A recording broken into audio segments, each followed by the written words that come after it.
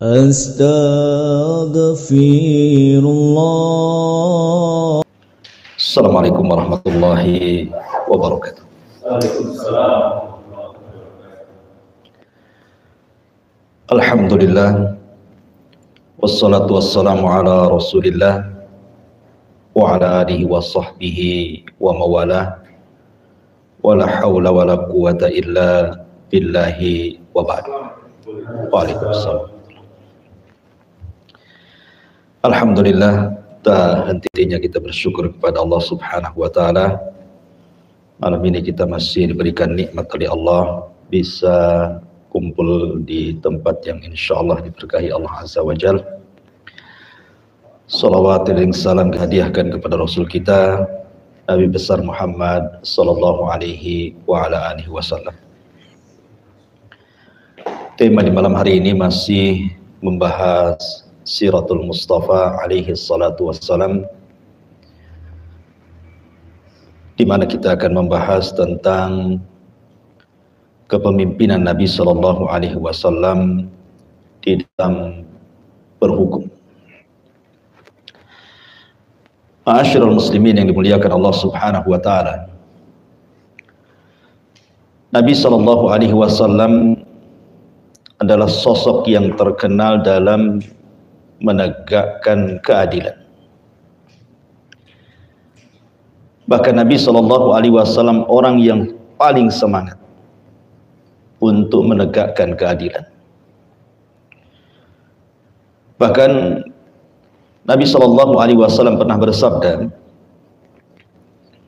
dalam hadis Aisyah ummul mukminin radhiyallahu anha, Allahumma man waliya min amri ummati syai'an fashaqqa alaihi fashquq alaihi. Ya Allah, siapapun dari umatku yang diberikan kepercayaan untuk memimpin umatku, kemudian mereka para pemimpin itu memberatkan umatku, maka hancurkan pemimpin itu.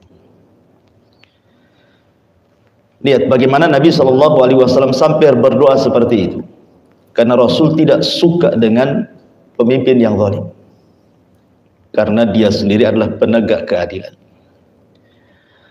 Makanya Nabi SAW memberikan pahala kepada siapapun pemimpin setelahnya yang menegakkan keadilan.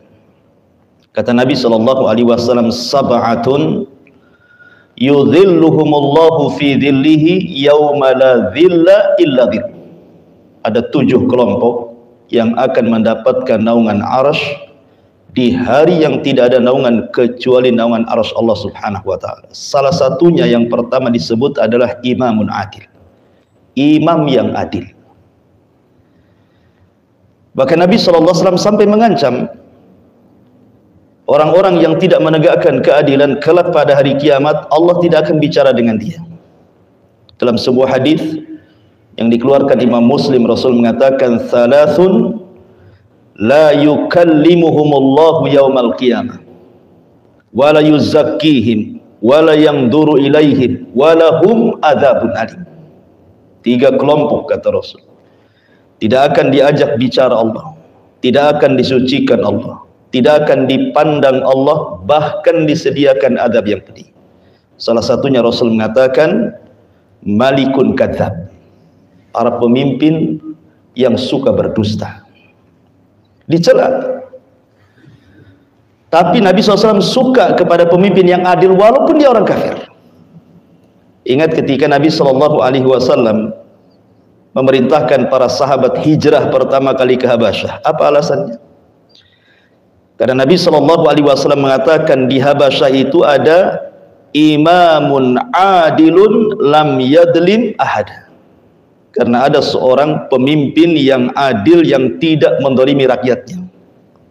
Maksudnya Raja Najasyi yang dikenal namanya Ashama ibn Afjur, yang belakangan kemudian beriman kepada Nabi SAW. Rasul suka. Makanya Syekhul Islam Ibn Taimiyah rahimahullahu ta'ala sampai mengatakan, innallaha la yansuru daulatal kafir in kana adilan wala yansuru daulatal Islam in kana zaliman. Allah akan menolong negara, satu negara walaupun dia kafir jika pemimpinnya adil. Dan Allah tidak akan menolong sebuah negara walaupun Islam kalau pemimpinnya zalim. Lihat bagaimana keadilan itu menjadikan pujian Nabi SAW. Karena Rasul adil. Kalau memang orang kafir itu adil, Rasul katakan adil. Karena Nabi SAW tidak membeda-bedakan. Bahkan kalaupun kebenaran itu datang dari orang kafir sekalipun, Rasul membenarkannya. Bahkan bukan hanya kafir saja, seandainya kebenaran datang dari iblis sekalipun, Rasul akan membenarkannya. Contoh, ketika Abu Hurairah radhiyallahu an menjaga pembedaran zakat, kemudian ada pencuri, kemudian ditangkap oleh Abu Hurairah. Kemudian pencuri ini beralasan bahwa dia mencuri karena keluarganya kelaparan, dilepas. Besoknya nyuri lagi, ketangkap lagi, dilepas lagi karena alasannya yang sama. Ketiga kalinya mencuri lagi, ketika mau dilepas tidak bisa. Kamu sudah 3 kali masalahnya. Kemudian pencuri ini mengatakan, maukah kuajarkan kepadamu wahai Abu Hurairah, supaya engkau terhindar dari setan. Kemudian orang ini mengatakan, apabila engkau beranjak ke pembaringanmu, bacalah surah Kursi, maka engkau tidak akan diganggu setan sampai subuh. Kemudian dilepas, selepas itu besoknya Abu Hurairah cerita kepada Rasul. Tapi Rasul sudah tahu dulu. Bahkan Rasul bertanya, ma fa'ala bi asirikal bariha, apa yang kau lakukan dengan pencuri semalam, kenapa kau lepaskan? Abu Hurairah cerita tentang karena pencuri itu mengajarkan ayat kursi. Kemudian Rasul mengatakan, tahukah kamu siapa pencuri itu? Dia adalah iblis. Sadaqaka wa huwa kadzib. Perkara ini benar, tapi dia itu pendusta. Khusus ketika mengajarkan ayat kursi, dia benar, tapi hakikatnya semua yang dia bawa adalah dusta. Lihat, Rasul membenarkan iblis dalam perkara ini, ya, menunjukkan bahwa Nabi SAW tidak pernah membeda-bedakan siapapun. Selama itu keadilan, maka Rasul akan tegakkan. Makanya Allah Subhanahu wa taala mengatakan, wala yajrimannakum syana'anu qaumin ala alla ta'dilu i'dilu huwa aqrabu littaqwa. Janganlah karena kebencian kalian kepada sebuah kaum, kalian tidak berlaku adil. Berbuat adilah itu lebih dekat kepada ketakwaan, kata Allah. Ma'asyiral muslimin yang dimuliakan Allah Subhanahu wa taala. Maka malam ini kita akan sedikit menceritakan tentang keadilan Nabi SAW. Baru kita cerita tentang beberapa hukum-hukum, qadiyah-qadiyah, perkara-perkara ketika Nabi SAW memutuskan sebuah perkara, dan begitu seterusnya, supaya kita punya gambaran bagaimana Nabi SAW adalah sosok pemimpin yang mampu menegakkan keadilan. Ma'asyiral muslimin yang dimuliakan Allah Azza wa Jalla. Pertama, Nabi SAW sebelum menegakkan keadilan kepada orang lain, maka dia menegakkan keadilan pada dirinya sendiri. Ada sebuah kisah dari Abdullah bin Mas'ud radhiyallahu an. Kunna yauma Badrin, kami dulu pada peperangan Badar, itu perang perdana dalam Islam itu. Kan jauh tuh dari Madinah ke Badar itu, ya. Ketika itu setiap satu tunggangan unta dinaiki 3 orang. Tapi gantian, maksudnya kamu dulu, nanti kalau sudah capek kamu turun, saya naik. Nanti berangkat lagi kalau sudah capek, nanti yang ini turun, dia naik. Pokoknya setiap satu kendaraan 3 orang bergantian. Ya, itu kisahnya. Kemudian wa kana Abu Lubabah wa Ali bin Abi Thalib wa Rasulullah sallallahu alaihi wasallam ala ba'irin wahidin. Lah ketika itu Nabi SAW bergantian dengan seorang sahabat namanya Abu Lubabah, kemudian Ali bin Abi Thalib, kemudian Nabi SAW. Jadi Rasul bertiga ini gantian, kalau Ali capek naik, kemudian turun lagi Abu Lubabah naik, kemudian turun lagi Rasul naik, begitu sampai ke Badar, ya. Dari sini saja kita tahu bahwa Nabi SAW tetap mengikuti gaya para sahabat kan. Bukan mentang-mentang pemimpin dia kemudian punya unta sendiri, nggak gitu kan? Tidak, ya. Nggak bisa kalau pemimpin sekarang ya mobilnya harus sendiri. Nggak mungkin rame-rame naik angkot kan itu ya. Ya pasti ada kelebihan. Tapi Nabi SAW menyamakan dirinya dengan para sahabat. Dia yang membuat aturan, otomatis dia pula yang menjalankan kan itu. Jadi ketika itu Ali radhiyallahu an naik ke atas unta. Kemudian Ali radhiyallahu an turun dan mengatakan, ya Rasulullah, biar engkau saja yang naik, biar kami yang berjalan, katanya. Sudah tidak perlu kami naik lagi ke unta, kau aja yang naik, gitu. Kami tuntun kau sampai ke Badar, katanya. Maka Nabi SAW marah kepada dia, mengatakan, ma antuma bi aqwa minni wala ana bi aghna 'anil ajri minkuma, kata Rasul. Kata Rasul apa? Kalian berdua wahai Abu Lubabah dan Ali tidak sekuat aku. Aku ini lebih kuat daripada kalian. Ya, kalian aja naik, katanya. Aku yang jalan, katanya. Ya. Dan kalian berdua tidak lebih kaya pahalanya dibandingkan aku. Nabi SAW tidak mau menunjukkan apa keadilan kepada dirinya tuh. Dia mendahulukan sahabatnya. Makanya wajar kalau umpamanya sifat ithar ini mendahulukan kepada para sahabat, jadi ditiru oleh para sahabat sampai Allah Subhanahu wa taala mengatakan wa yu'thiruna ala anfusihim walau kana bihim khasasa. Para sahabat itu mereka lebih mendahulukan orang lain dibandingkan diri mereka sendiri. Kenapa? Karena meniru akhlak Nabi. Ingat ketika Rasul ada tamu, Rasul datang ke rumah istri-istrinya, maksudnya mau menjamunya, tapi memang betul kata Aisyah radhiyallahu anha, selama kami hijrah dari Mekah ke Madinah, kami tidak pernah kenyang makan. Bahkan pernah 3 bulan berturut-turut tidak mengepul asap dari dapur kami. Begitulah kondisi Rasul. Kalau kita kan ngepul terus tuh di dapur. Tahap yang di masa istri kita. Ya, jadi nggak ada pula makanan itu untuk menjamu tamunya di malam hari itu. Tapi Nabi SAW tetap memuliakan tamu dan mengatakan kepada para sahabatnya, siapa di antara kalian yang mau memuliakan tamuku? Tiba-tiba main berdiri aja orang Ansor itu. Saya wahai Rasul, katanya. Dia nggak tahu ngecek di rumahnya ada makanan atau enggak. Ketika sampai di rumahnya Ansor ini, ngomong sama istrinya, ada nggak makan untuk tamu Rasul, katanya. Tidak ada, kecuali hanya 1 piring, itu pun untuk jatah kami dan anak kami.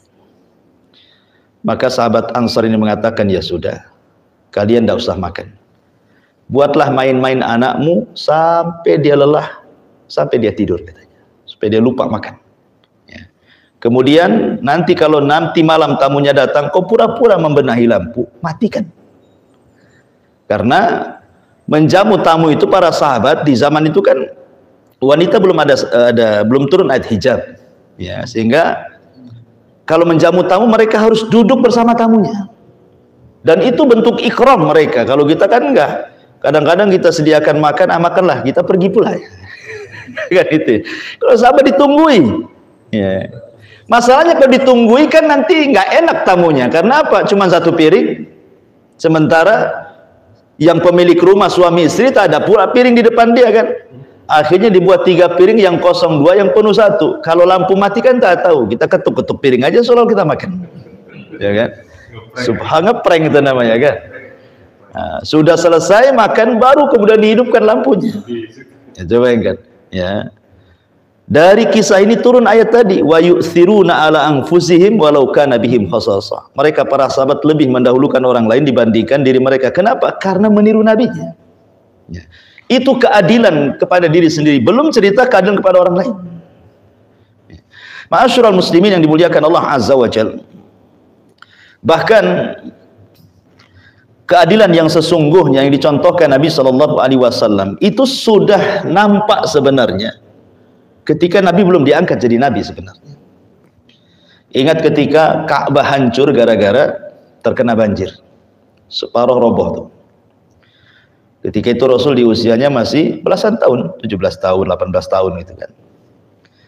Lah ketika itu kan tidak ada yang berani bangun Ka'bah. Kenapa? Karena antara peristiwa Raja Abraha dengan Ka'bah hancur karena banjir itu kan belum lama. Sehingga mereka takut. Abu Hajar menghancurkan Ka'bah diserang ababil. Kita pula mau merobohkan Ka'bah, mau bentuk Ka'bah direnovasi, takut pula nanti ababil datang. Kan itu. Akhirnya orang tua mereka namanya Al-Walid ibn Mughirah memberanikan diri untuk mencoba menghancurkan Ka'bah. Dia mengatakan, kalau kalian tidak berani, biar aku yang menghancurkan. Karena niatku bukan untuk merobohkan seperti Abraha, kita niatnya memperbaiki. Gitu. Kalaupun memang ada burung-burung itu menyerang, cukuplah aku yang mati. Gitu. Akhirnya kemudian dirobohkan, rupanya tidak ada apa-apa, barulah berani semua merobohkan Ka'bah itu. Setelah Ka'bah roboh jadi tanah, maka mensyaratkan bahwa Ka'bah itu dibangun dari uang halal. Tidak boleh uang haram masuk. Nggak boleh hasil jackpot masuk di situ. Ya, hasil judi, lacur, tidak boleh. Betul-betul uang halal. Sehingga sedikit dapatnya. Akhirnya tidak bisa lagi merampungkan Ka'bah seperti bangunan Ibrahim. Makanya Ka'bah yang sekarang itu bukan bangunan Ibrahim. Bentuknya bangunan orang Quraisy. Kenapa? Karena Hijr Ismail tidak masuk. Dulu kan Ka'bah besar karena Hijr Ismail masuk. Tapi karena kurang dana, akhirnya Hijr Ismail dikeluarkan. Kalau dulu pintunya 2 di bawah, keluar masuk. Kalau sekarang pintunya naik pula. Kalau dulu semua orang bisa masuk keluar, sekarang orang tertentu saja masuk. Kalau bukan presiden tak bisa masuk atau. Kan itu ya. Jadi makanya Rasul ketika ngomong-ngomong berdua sama Aisyah, kalau bukan karena takut fitnah kaummu hai Aisyah, sudah kau robohkan Ka'bah itu. Ku bentuk lagi seperti bangunan Ibrahim. Tapi karena takut fitnah aku tidak melakukannya. Ya. Tapi pernah juga dirobohkan di zaman Abdullah ibn Zubair kan. Tapi dirobohkan lagi sama Abdul Malik ibn Marwan. Ya. Jadi asik roboh, bangun, itulah Ka'bah. Ya. Tapi di zaman Imam Malik pernah dimintai fatwa karena dia kan ulama Madinah. Ya Imam, berfatwalah. Bagaimana kalau kita robohkan Ka'bah, kita bentuk seperti bangunan Ibrahim? Kata Imam Malik, saya tidak mau. Saya tidak mau Ka'bah menjadi permainan para raja. Asli dirobohkan, dibangun, terobohkan, dibangun. Saya nggak mau. Makanya sampai sekarang seperti ini Ka'bah. Ya Hijr Ismail tidak masuk gitu ya. Tapi tetap ada tembok yang melingkar kan, menunjukkan itu bagian daripada Ka'bah. Nggak boleh tawaf itu kemudian lewat di antara Hijr dan Ka'bah, nggak boleh. Ya, karena itu bagian Ka'bah, tetap aja melewati Hijr Ismail. Ya, sampai sekarang. Akhirnya ketika Ka'bah ini sudah selesai, kan mereka harus memindahkan Hajar Aswad. Karena kalau dibangun kan harus dicopot dulu kan, diletakkan dulu di mana. Ributlah kabilah-kabilah ini gara-gara apa? Siapa yang berhak meletakkan Hajar Aswad di situ? Hampir mau perang karena masing-masing kabilah itu ngotot gitu. Kami yang berhak, kami yang berhak, kami yang berhak. Hampir terjadi pertumpahan darah. Tapi orang-orang yang berakal di antara mereka kemudian mengatakan, bagaimana kalau seandainya kita taruhan saja. Siapa yang keluar masuk dari pintu sebelah sana, ya, maka dia yang berhak. Akhirnya setuju, ditunggulah dari pintu itu siapa kira-kira masuk. Rupanya Nabi pula yang masuk. Itu belum diangkat jadi Nabi, ya kan?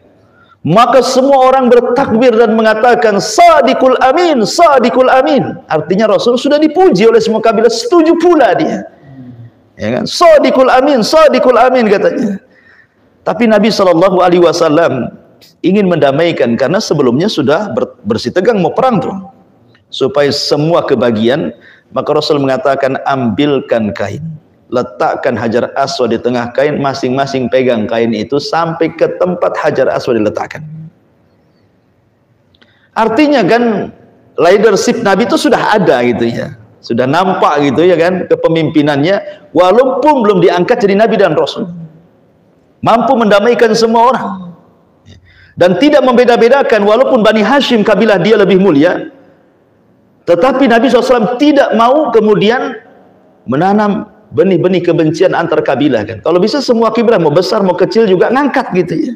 Makanya damai akhirnya. Subhanallah, itu sudah nampak oleh Nabi SAW dari Nabi SAW ketika di masa mudanya. Apalagi setelah diangkat jadi Nabi, oh makin lagi. Ya. Ma'asyiral muslimin yang dimuliakan Allah Subhanahu wa taala. Yang kedua, keadilan Nabi SAW dengan cara tidak membeda-bedakan apakah kerabat ataukah tidak, apakah orang mulia ataukah orang tidak mulia. Dan inilah kata para ulama qimatul adli namanya. Inilah keadilan yang sesungguhnya, ketika seseorang tidak membeda-bedakan siapa di depannya. Tapi kalau sudah beda-bedakan di depannya, ini orang kita ini hukumannya agak ringan, ini orang lain itu hukumannya agak berat, ini yang punya duit hukumannya agak ringan, ini yang orang kere beratkan saja. Ya, begitu. Makanya dikisahkan, jadi ada seorang wanita dari kabilah Mahzumiyah, itu mencuri. Wanita ini anak kepala sukunya pula, mencuri, ketahuan. Dalam Islam pencuri potong tangan. Akhirnya kemudian dilaporkan kepada Nabi SAW ini, wanita Mahzumiyah ini. Setelah dilaporkan, otomatis hukuman harus tegak, potong tangan. Ya. Karena dia anak pejabat, tentu satu kabilah ini gimana caranya melobi Nabi SAW supaya diringankan hukumannya. Janganlah dipotong tangan. Dia anak pembesar situ masalahnya. Akhirnya mereka mencari orang yang dekat dengan Nabi. Dapatlah siapa? Usama ibn Zaid. Siapa Usama bin Zaid? Anak angkat Nabi. Usama bin Zaid itu anak angkat Nabi. Hadiah daripada Khadijah ketika meninggalnya anak-anak Nabi SAW yang laki-laki di masa bayi. Laki-laki, Rasul sedih kan karena anak laki-lakinya mati semua.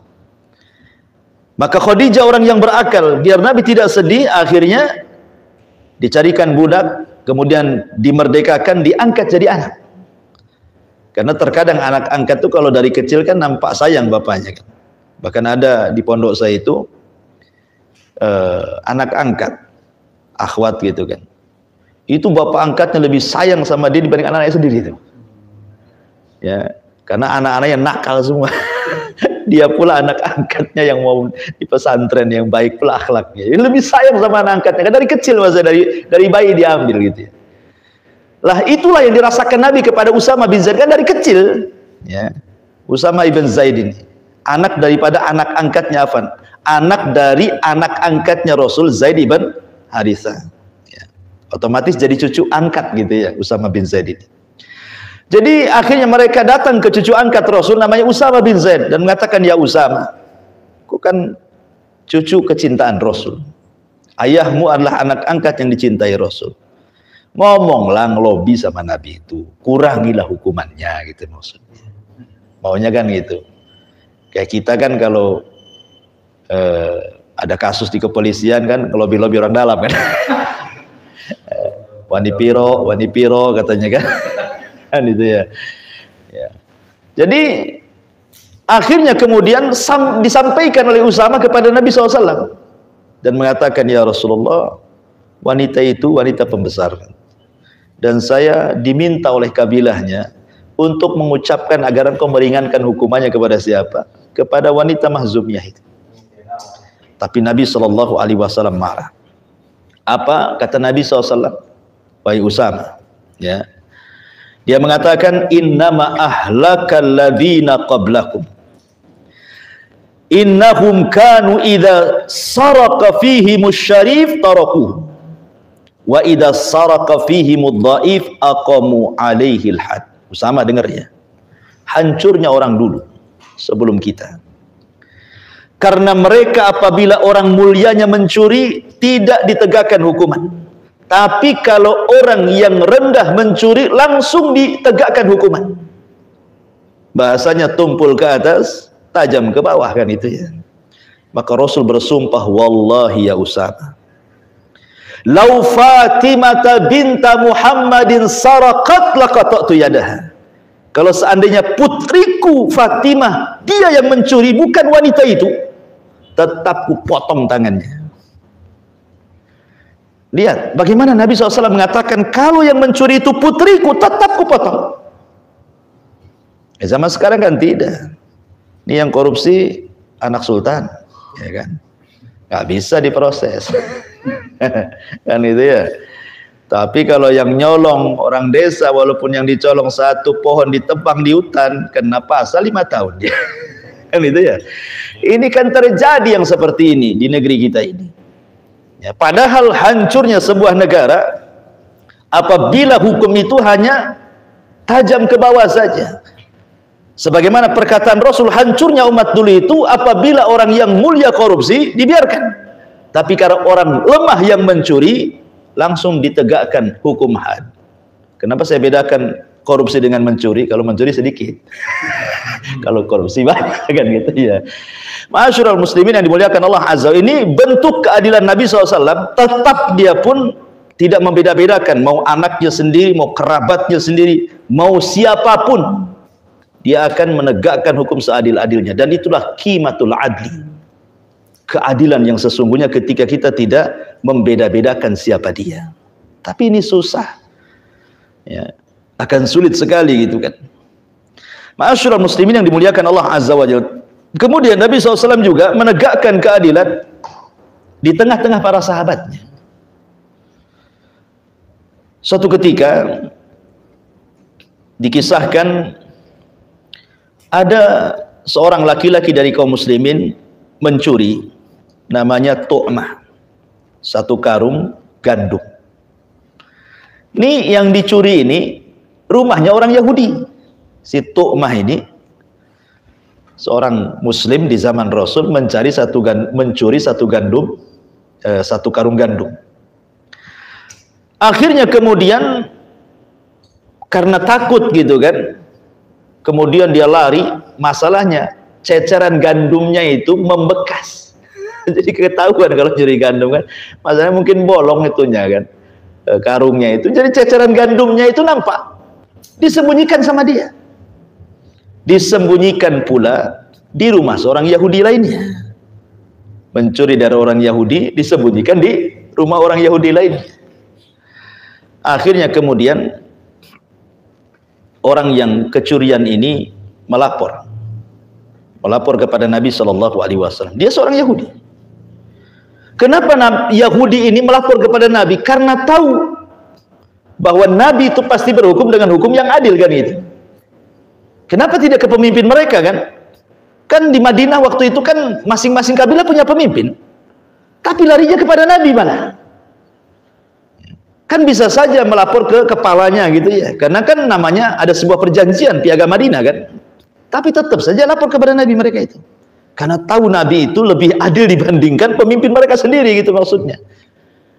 Akhirnya kemudian setelah dilacak, ketahuan pula si Tu'mah dia yang menyuri itu. Maka Nabi SAW tetap memotong tangannya. Bukan karena ini orang Yahudi yang curi, enggak, tetap yang salah-salah tetap ditegakkan, ya kan? Ma'asyiral muslimin yang dimuliakan Allah Subhanahu wa taala, bahkan juga dikisahkan tentang kisah Nu'man bin Bashir. Nu'man ibn Bashir radhiyallahu anhu. Nu'man bin Bashir ini ma'ruf sahabat yang banyak meriwayatkan hadis. Salah satunya hadis yang halal jelas, yang haram jelas, yang tidak jelas itu syubhat kan tuh.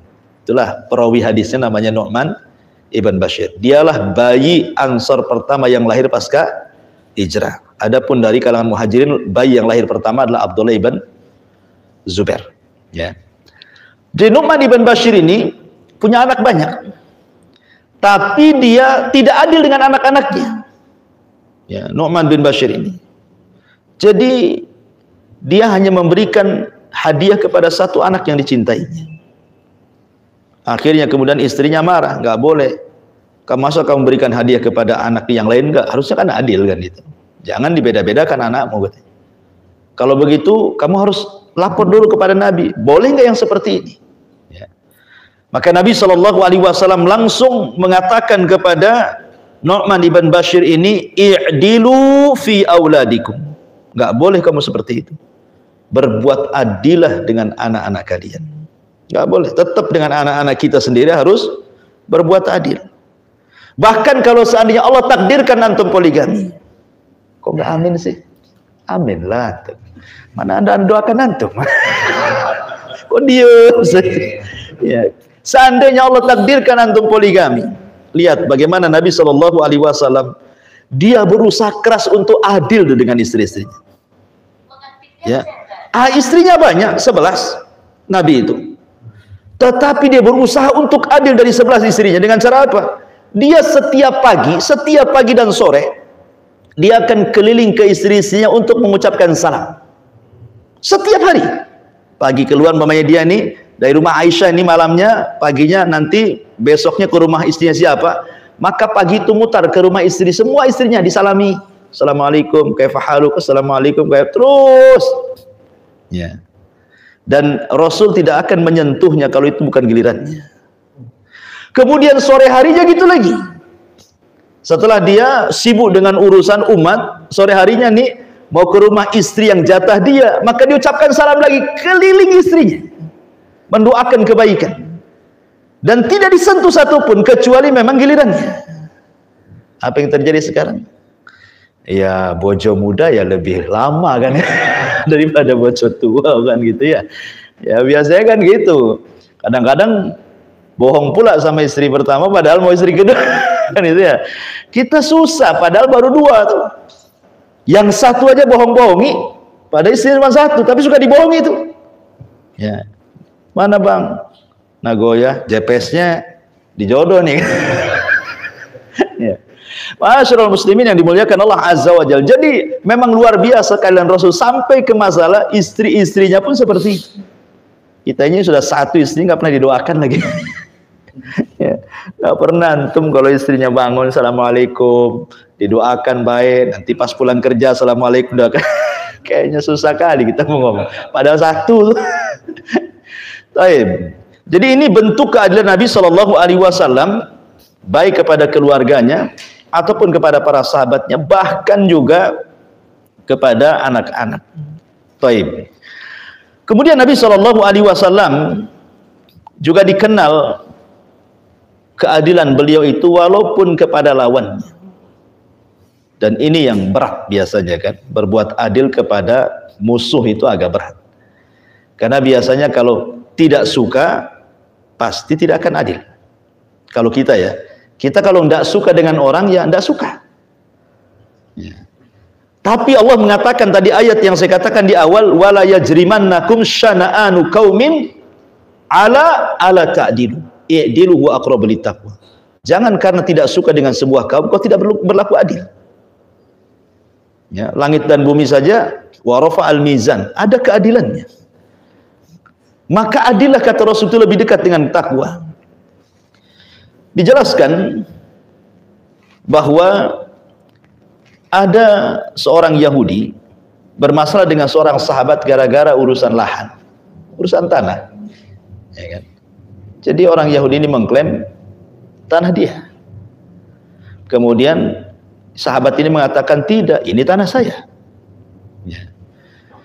Kemudian sahabat ini datang kepada Rasul dengan Yahudi ini. Kemudian sahabat ini mengatakan, ya Rasul, tanahku direbut orang Yahudi itu katanya. Kata Nabi SAW, ada bukti bahwa itu tanahmu? Ya, tidak ada wahai Rasul. Berarti kalau engkau tidak ada bukti, saya akan tanya Yahudi, betul itu tanahmu? Iya tanah saya. Kau berani bersumpah? Berani. Kata sahabat ini, Rasul itu Yahudi, dia suruh bersumpah dia maulah kan itu. Dia kan kafir, tidak peduli dengan sumpah dia. Ya. Kata Rasul, memang begitu aturannya. Yang menuduh datangkan bukti, yang dituduh cukup bersumpah kan begitu ya. Dalam ilmu peradilan itu seperti itu. Al-bayyinatu 'alal mudda'i wal yaminu 'ala man angkar, kata Rasulullah. Bukti itu didatangkan oleh penuduh. Kalau yang dituduh cukup bersumpah saja. Pamannya gini nih. Ya. Pamannya seseorang mengambil antum nyuci mobil. Di mobilnya itu ada handphone. Tahu-tahu habis dicuci mobilnya hilang pula handphonenya. Kemana? Pasti tuduhan antum ke siapa? Ke yang nyuci kan. Nah. Kemudian antum ngomong, tadi handphone saya ada di mobil ini, kok tak ada? Ya. Kamu yang ngambil ya? Kata yang nyuci, ndak ada. Tetap dia mengatakan nggak ada. Ya. Berarti kita yang menuduh harus mendatangkan bukti kan, entah CCTV, entah apa kan. Lah kalau nggak ada bukti, nggak ada saksi, nggak ada apa-apa, maka kita minta kepada yang cuci mobil itu, berani nggak kau bersumpah? Kalau dia mengatakan, kalau dia orang muslim, takut dia akan bersumpah. Kalau dia orang fasik, ya biasa aja bersumpah kan. Tapi kalau dia mengambil, tetapi dia berbohong, tidak mengambil dan berani bersumpah, maka kita tidak boleh menuntutnya dalam Islam. Kenapa? Karena kita hargai sumpahnya, bukan orangnya. Makanya Nabi Isa, di riwayat Bukhari itu, Nabi Isa melihat ada orang mencuri, nampak dengan matanya. Orang itu ngambil barang. Kemudian sama Isa bin Maryam akhirnya dikejar, ditangkap. Kemudian kata Isa, asarakta, apa kau mencuri? Dia mengatakan, tidak, wallahi aku tidak mencuri. Walladzi la ilaha illahu ana la asyrik, katanya. Demi zat yang tidak ada sembahan kecuali dia, saya tidak mencuri.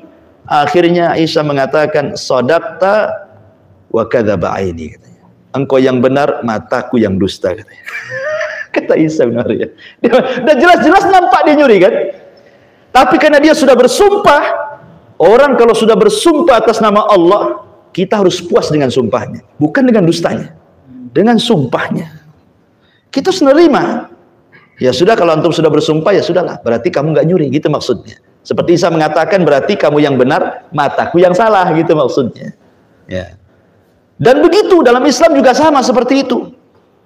Karena orang yang kemudian bersumpah, kemudian kita tidak puas dengan sumpahnya, maka kita tidak menghargai sumpahnya. Maksudnya, sumpah dia kepada Allah itu dalam bentuk pengagungan Allah. Kita agungkan Allah bukan karena dia. Walaupun dalam hal ini Al-Imam Ibnu Utsaimin rahimahullahu taala membagi menjadi 4 kelompok gitu ya. Kalau ada orang bersumpah seperti itu kasusnya, kalau antum yakin dia itu jujur, gak mungkin dia mencuri, kemudian dia bersumpah, maka wajib antum terima sumpahnya. Ini satu. Yang kedua ada ghalabatud dhon. Ghalabatud dhon itu artinya 70% Anda mungkinlah mencuri. Walaupun 30% bisa saja, gitu maksudnya. Itu namanya ghalabatud dhon. Mungkin karena dilihat penampilannya, yang nyuci mobil itu pakai peci, pakai gamis, enggak mungkin lah dia ngambil. Umpamanya kan? Berarti kan 70% nggak mungkin, 30% mungkin, maka wajib diterima sumpahnya. Atau 50-50. 50% kayaknya nyuri, 50% kayaknya taklah katanya. Wajib diterima sumpahnya. Ya. Tapi kalau yang keempat, antum yakin dia pendusta, mungkin karena banyak kasus yang nyuci di situ itu sering hilang. Jelas kan, banyak kasus kan. Bukan hanya handphone saja nyuci di situ, dompet apa semua banyak disilang. Berarti kan sudah yakin ini yang ngambil, karena setiap nyuci di situ ada aja yang hilang. Bukan mobil kita saja, mobil orang juga gitu kan. Berarti tidak bisa diambil sumpahnya. Bisa kita urus dia. Datangkan CCTV, datangkan apa kan, geledah apa semua kan. Ada juga yang membagi seperti itu. Ya, kembali kepada pembahasan. Jadi Nabi SAW sampai kepada lawannya juga dia melakukan keadilan, sampai kepada orang Yahudi sekalipun Rasul akan berbuat adil. Sampai suatu ketika orang Yahudi ini pernah menghutangi uang kepada seorang sahabat namanya Jabir ibn Abdullah. Kemudian ditentukan tempo bayarnya. Rupanya setelah sampai tempo bayarnya, Jabir nggak bisa bayar. Bukan tak mau bayar, memang belum ada uang untuk dibayarkan. Beda dengan orang bisa bayar tetapi kemudian pura-pura tak ada uang kan. Itu masuk pada sabda Nabi SAW, matlul ghani dzulmun yuhillu irdahu wa uqubata. Kalau orang sanggup bayar, kata Rasul, kok enggak bayar, berarti dia zalim dan halal 2 perkara kepada dia. Pertama, halal kehormatannya untuk digibah. Yang kedua, halal badannya untuk dipenjarakan. Ya, kalau ada orang punya hutang, dia sanggup bayar, tapi tak mau bayar, halal kehormatannya digibah. Boleh kita gibah dia. Ya, maksudnya dalam hal ini, jangan yang lainnya. Ya, gibahnya itu maksudnya kita kasih tahu. Ya, kamu jangan pinjamkan uang ke dia. Dia itu jahat tuh, enggak pernah. Itu namanya gibah juga kan? Boleh. Tapi dalam bab ini, jangan melebar. Ya, jangan melebar kemana-mana. Ya, iya memang gitu. Dia memang nggak bayar juga. Kemarin juga ada kisah lagi. Rupanya dia begini, lah kok kemana-mana? Bukan, gibahnya khusus di sini saja gitu ya. Jadi kasusnya saja digibahkan. Kalau urusan yang lain jangan diceritakan. Ya. Kemudian karena begini, kalau orang sudah nggak suka, biasanya yang lain diungkapkan gitu ya. Halal baginya untuk dipenjarakan. Masalahnya kalau utang piutang negara kita ini bukan pidana, perdata, agak sulit kan itu. Habis duit aja kita di situ. Ya. Intinya bahwa memang harus tegakkan hukum Islam kan itu, baru selesai semuanya. Ya. Taib. Akhirnya kemudian Rasul berusaha ngelobi orang Yahudi ini. Maksudnya ngasih tahu, Jabir lagi nggak ada duit, kasihlah tempo tambah kan itu. Dan dalam Islam kan seperti fa'asiratun ila fanadhiratun ila maisarah. Kalau ada orang yang berhutang dengan uang kita dan dia belum sanggup bayar, kata Al-Quran, kasih tempo lagi kan gitu ya. Ya, karena yang untung kita sebenarnya yang utangi. Kenapa? Karena setiap satu hari antum dapat pahala sebesar uang yang antum hutangi sama dia. Kalau antum hutangi 1 juta, setiap hari antum seolah-olah sedekah 1 juta. Jadi kalau dia tak bayar setahun, seolah-olah setiap hari antum infak 1 juta selama setahun. Padahal kalau uang bener, nggak mungkin antum infak seperti itu. Antum punya uang nih 100 juta, tiap hari antum kasih 1 juta, kasih 1 juta, nggak ada. Kalau ada viral tuh, ya kan? Tapi dengan uang antum ada di dia 1 juta dan nggak dikembalikan selama setahun, sudah ditagih juga nggak mau, berarti seolah-olah tiap hari lah antum tuh infak tuh. Itu maksudnya. Ya. Jadi akhirnya Yahudi ini mengatakan nggak mau.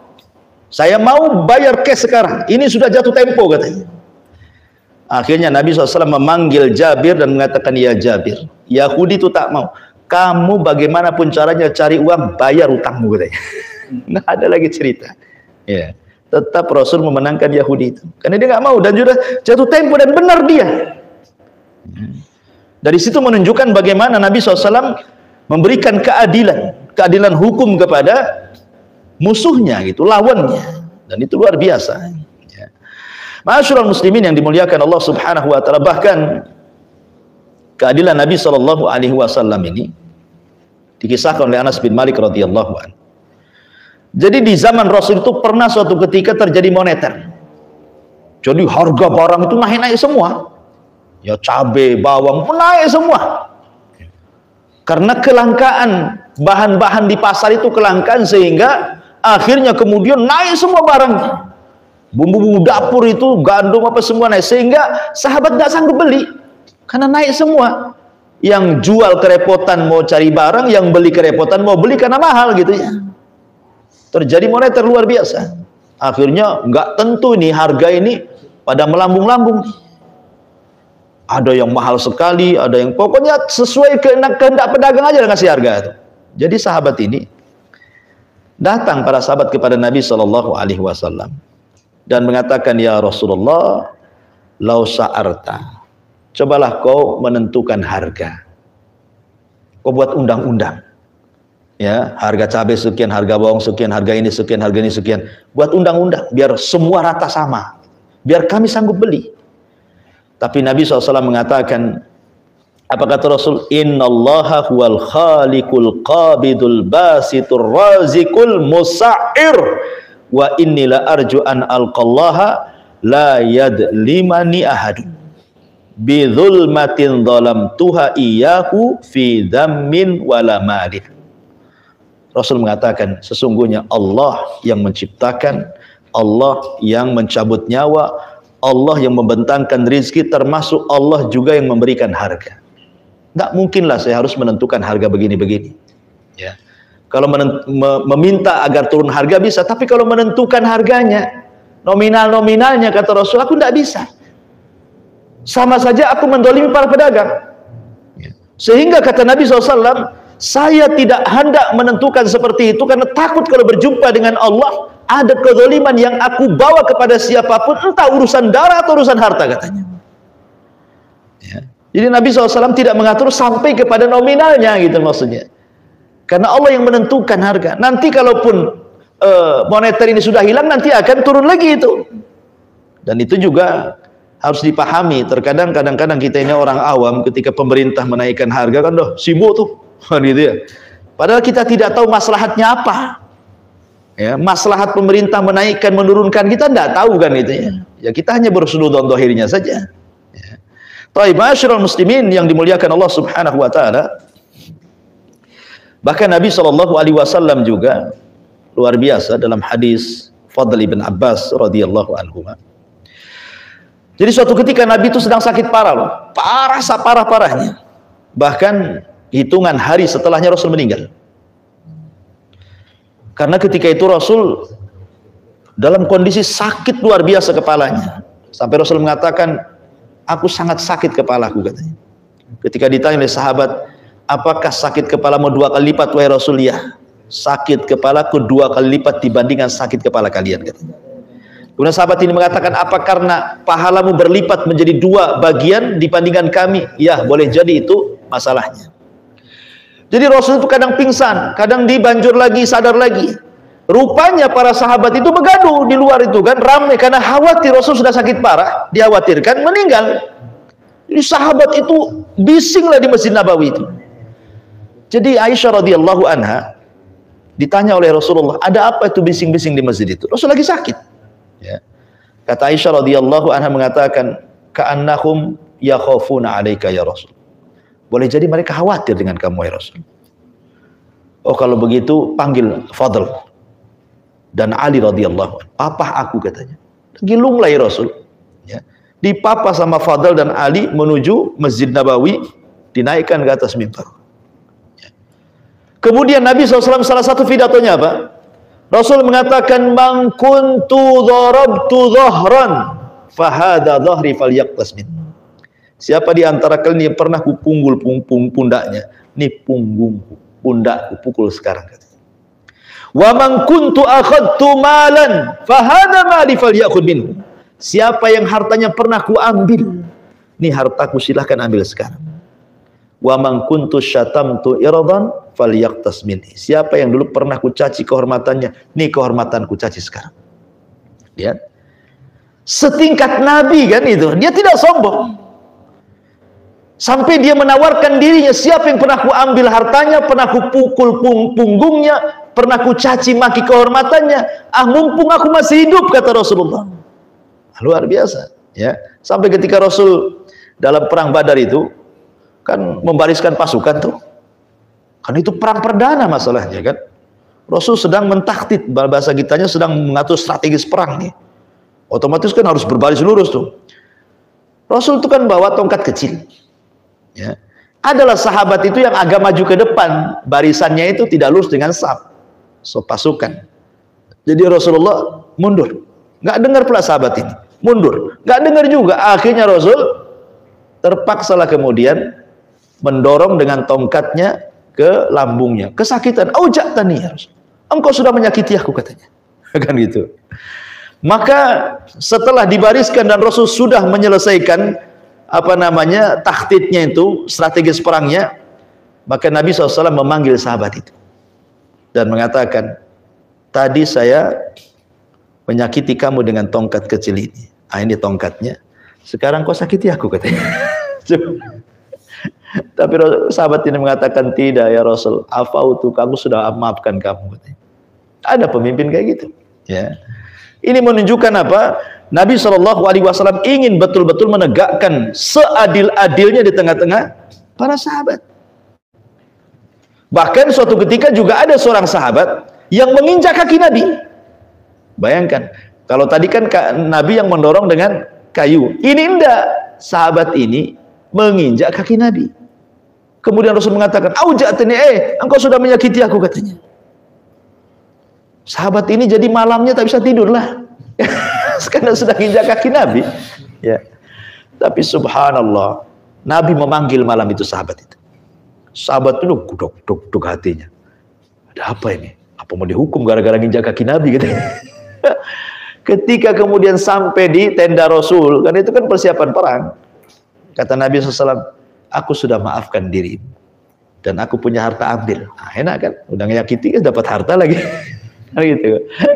Kalau kita dan nyakiti kita, mana ada gitu-gitu. Yang ada dendam 7 turunan, kan itu ya. Intinya bahwa begitulah memang menyambungkan antara keadilan dan rahimnya Nabi ataupun sayangnya Nabi kepada keadilan. Ya. Artinya ketegasan Rasul pun tetap dibarengi dengan kasih sayang. Tetap dia tegas, tapi di balik ketegasan itu juga ada kasih sayangnya di situ. Ma'asyiral muslimin yang dimuliakan Allah Subhanahu wa taala. Juga terjadi sebuah kasus di zaman Rasul, ini ceritakan Ummu Salamah. Ini kasusnya seperti yang tadi, yang pertama orang Muslim dengan Yahudi. Tapi ini yang berkasus ini 2 sahabat. Satu dari Hadhrul Maut, yang satu dari kabilah Kindi. Jadi yang dari kabilah Kindi ini, dia merawat sebuah kebun. Ya, dia tanami pohon, apa, pisang, kalau zaman sekarang ya garaplah kebun itu. Tahu-tahu seorang laki-laki dari Hadrami ini mengklaim itu tanah bapakku. Ya, kenapa kau bercocok tanam di tanahku? Akhirnya kemudian keduanya sampai kepada Rasulullah dan mengatakan seorang laki-laki dari Hadhrul Maut ini, ya Rasulullah, dua-duanya sahabat Nabi. Ya. Kemudian mengatakan, ya Rasul, ini orang dari Kindi ini, dia mengambil tanahku katanya. Ini tanah milik bapakku katanya. Kata Rasul kepada yang dari Kindi, betul itu tanahnya si Hadrami itu katanya. Enggaklah, saya sudah lama bercocok tanam di kebun ini dan tanah itu saya pegang. Mana mungkin ini tanah dia katanya. Kan itu ya. Akhirnya Rasul mengatakan kepada seorang sahabat dari Hadrami ini, alaka bayyinah, kamu punya bukti itu tanah, entah surat ke, entah saksi ke, entah apa itu tanah bapakmu. Aku bilang enggak ada, cuman itu tanah bapakku. Ya. Kemudian kata Rasul melirik kepada laki-laki dari Kindi, berani kau sumpah itu tanah? Kata yang dari Kindi, ya saya siap bersumpah. Maka kata rajul dari Hadhrul Maut, ya Rasulullah, itu orang fajir, dia suruh bersumpah apapun dia mau itu katanya. Tapi Rasul mengatakan kepada sahabat dari Hadhrul Maut, memang begitu aturannya. Sebelum pergi, Nabi SAW mengatakan, bagus kata-katanya. Apa kata Nabi SAW? Faman qadaitu lahu bihaqqi muslimin fa innama hiya qit'atu min nari falyakhudha aw liyatrukha. Tapi ingat, untuk menenangkan nih laki-laki dari Hadhrul Maut karena tanahnya diserobot dan dia berani bersumpah itu juga tanahnya. Akhirnya kan, padahal kata orang ini, dia itu orang fasik, dia bersumpah apa saja mau tuh. Tapi Rasul mengatakan, siapapun yang kuputuskan, ya, dan rupanya aku tidak tahu hakikatnya dia mengambil harta orang, maka putusanku adalah bagian daripada azab neraka. Diambil neraka itu atau ditinggalkannya. Dari sini menunjukkan bahwa Nabi SAW tidak tahu yang gaib. Ya kan? Rasul kan tidak tahu yang gaib. Rasul itu hanya memutuskan secara zahir saja. Makanya kenapa Nabi SAW mengatakan bahwa terkadang seseorang itu ketika di pengadilan itu alhan ba'duhum li ba'din. Ya. Ada orang yang lebih pandai ngomong dibandingkan yang lainnya. Sehingga yang pandai ngomong ini terkadang dia yang salah jadi benar, yang tak pandai ngomong pula yang benar jadi salah. Ya, kata Nabi. Tapi kata Nabi SAW, kalau aku putuskan secara zahir kalian dan rupanya menyelisih zahir yang aku hukum, berarti kalian memilih jalan ke neraka, kata Rasul. Dari sini Nabi mengatakan bahwa Rasul hanya berhukum dengan hukum zahir saja. Rasul itu tidak pernah berhukum dengan hukum hati, karena Rasul tidak tahu hati orang. Ya. Makanya kenapa Nabi SAW mengatakan bahwa al-qudhatu salasatun, hakim itu ada 3. Yang 2 di neraka, yang 1 di sorga, kata Rasul. Isnani finnar wa wahidun fil jannah. Hakim itu ada 3, 2 di neraka, 1 di sorga. Kemudian Rasul mengatakan, adapun yang pertama, seorang hakim yang tahu kebenaran. Kemudian dia memutuskan dengan kebenaran, maka hakim ini di sorga. Yang kedua, hakim tahu kebenaran, tapi dia memutuskan dengan kebatilan, maka hakim ini di neraka. Kemudian yang ketiga, hakim ini jahil dari kebenaran dan dia memutuskan dengan kejahilannya, maka hakim ini di neraka. Lihat, Nabi SAW sampai membagi-bagi hakim. Ya. Ketika Nabi SAW menyebutkan 3 hakim ini, pasti 3-3-nya ada. Nggak mungkin Rasul itu ngomong asal omongan saja kan. Pasti ketika Rasul mengatakan hakim itu ada 3, pasti akan ada hakim yang bentuk-bentuk 3 ini. Yang satu tahu kebenaran, berusaha memutuskan kebenaran. Yang satu tahu kebenaran, memutuskan dengan kebatilan. Yang satu jahil dengan kebenaran, dia putuskan pula dengan kejahilan. Dan antum akan dapati hakim-hakim itu. 3-3-nya hakim antum akan dapat itu. Kalau antum berusaha dengan pengadilan itu. Ya. Ada hakim yang baik, tak mau disogok, ada hakim yang jahat, sikit-sikit disogok, kan itu ya. Bahkan ada yang kerjasama antara hakim dengan pesakitannya gitu. Itu sudah disinetronkan di belakang tuh, ya kan? Dia memang Rasul mengatakan seperti itu, artinya ada orangnya, tidak mungkin nggak ada orangnya. Ma'asyiral muslimin yang dimuliakan Allah Azza wa Jalla. Makanya kenapa Nabi SAW sampai mengatakan dalam sebuah hadis dari Ali bin Abi Thalib radhiyallahu anhu, Rasul mengatakan, "Idza taqadha ilaika rajulani fala taqdilil awwali hatta tasma' kalamal akhar fa sawfa tadri kaifa taqdi." Kata Rasul kepada Ali, "Ya Ali, kalau engkau memutuskan perkara dua orang, jangan mendengar dari satu pihak. Kau tidak akan bisa memutuskan. Dengar dua-duanya, baru engkau bisa memutuskan." Makanya ketika Al-Quran menceritakan tentang kisah Nabi Allah Dawud alaihi salatu wassalam, ya, disebutkan dalam Al-Quran itu, hal ataka naba'ul khasmi ittasawarul mihrab. Dan apakah telah sampai kepadamu berita orang yang berselisih ketika mereka memanjat dinding mihrab. Daud itu, dia membagi harinya menjadi 3. Jadi satu hari khusus untuk memberikan putusan kepada rakyatnya. Dia akan duduk di singgasana, siapa yang ada masalah datang, nanti saya putuskan, ya. Nanti hari kedua khusus untuk jalan-jalan, menengok-nengok rakyatnya, macam mana kondisinya, susah ke senang ke, ada kerjaan tidak ada kerjaan, ditengokin. Hari ketiga tidak boleh diganggu, dia akan masuk ke kamarnya dan dia tidak akan pernah keluar dari kamarnya untuk membaca Zabur. Itu Daud membagi harinya menjadi 3. Ya. Jadi Allah Subhanahu wa taala hendak memberikan ikhtibar. Ikhtibar itu ujian kepada Daud. Ya. Jangan seperti itu maksudnya. Kalau sudah urusan rakyat, walaupun hari itu hari untuk ibadah dia, kalau memang mendesak ya harus tetap diputuskan kan. Tapi Daud tidak mau. Ini hari ibadah, jangan ada yang datang. Gitu maksudnya. Akhirnya Allah hendak menegur Daud, jangan seperti itu. Kalau kebutuhan rakyat ya tetaplah dilayankan itu, walaupun waktu ibadahmu gitu.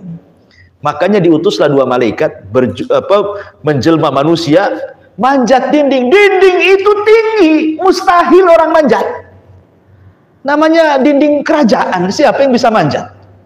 Makanya Daud terperanjat, dari mana kau datang kan gitu ya? Ya. Sehingga kemudian Allah katakan, "Iddakhalu ala Dawuda fa fazi'a minhum." Ini 2 orang ini tiba-tiba masuk ke ruangan Nabi Daud, entah dari mana jalannya. Makanya kemudian Nabi Daud ketakutan. Ya.